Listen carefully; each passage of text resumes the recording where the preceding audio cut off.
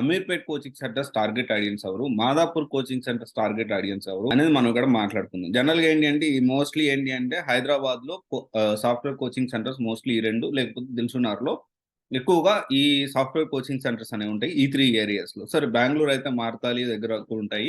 అయితే ఇక్కడ target audience ని 3 టైప్స్ గా డివైడ్ చేయాలి. కొంతమంది ఏం చేస్తారంటే హైదరాబాద్ కు వస్తారు. యాక్చువల్లీ వీళ్ళు చాలా డబ్బులు తక్కువ ఉన్న వాళ్ళు, పేదవాళ్ళు.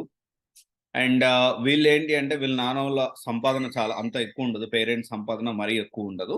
ఎర్నింగ్స్ అనేవి ఎక్కువ ఉండవు. వీళ్ళందరూ ఏంటి అంటే ఫస్ట్ అమీర్పేటలో వస్తారు. ఎందుకు అమీర్పేటలో వస్తారంటే అమీర్పేటలో హాస్టల్స్ అనేవి ఫీజు చాలా తక్కువ ఉంటాయి కాబట్టి ఖర్చులు కూడా తక్కువ అవుతాయి అనే ఉద్దేశంతో అమీర్పేటకు వస్తారు. అమీర్పేటకు వచ్చిన తర్వాత ఇక్కడ ఏంటి అంటే కోర్సెస్ అంటే దానికి తగ్గట్టు రిలేటెడ్ కూడా ఓకే. అక్కడ ఇచ్చే రిలేటెడ్ కూడా పార్ట్స్ గా అంటే ఓన్లీ ఇదొకటి 3000, ఇదొకటి 5000, ఇదొకటి 7000. అంటే ఇప్పుడు ఎగ్జాంపుల్ లైనక్స్ ఒకటి అంటే డెవాప్స్ విత్ ఏడబ్ల్యూఎస్ అంటే వీళ్ళు మొత్తం ఒకటే సార్ చెప్పరు.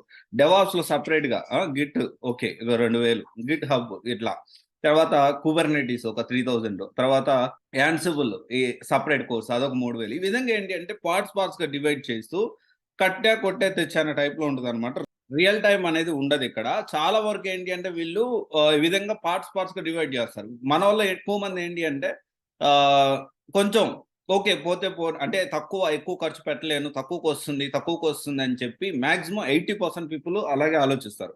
కానీ ఇది నేర్చుకుంటే మనం జాబ్ ఎలా ఉంటుంది, జాబ్ వస్తుందా రాదా, జాబ్ కావాల్సిన రిక్వైర్మెంట్స్ అన్ని రియల్ టైమ్ ప్రాజెక్ట్స్ కానివ్వండి, దానికి కావాల్సిన కంపెనీ రిక్వైర్మెంట్స్ తగ్గట్టు ఈ కోర్స్ కరికులం ఉందా, ఇవన్నీ ఏం చూడరు అనమాట.